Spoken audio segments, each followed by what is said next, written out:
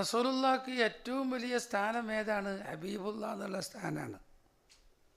ഇബ്രാഹിമു Khalilullah, Musa Kaleemulla, Isa Ruhollah, അന ഹബീബുള്ള. തങ്ങൾ ഹദീസിൽ പറഞ്ഞിട്ടുണ്ട്, കാണാം, ഞാൻ അള്ളാഹിൻ്റെ ഹബീബാണ്.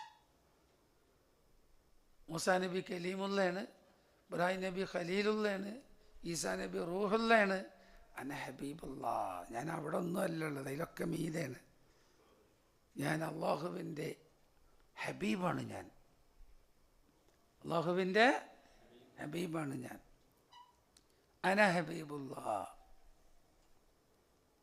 അന ഹബീബുള്ള എന്ന് പറഞ്ഞുകൊടുത്തേക്ക് നമ്മൾ എത്തിച്ചേരും. അള്ളിയും തങ്ങളും അങ്ങോട്ടും ഇങ്ങോട്ടും വലിയ മഹബത്താണ്.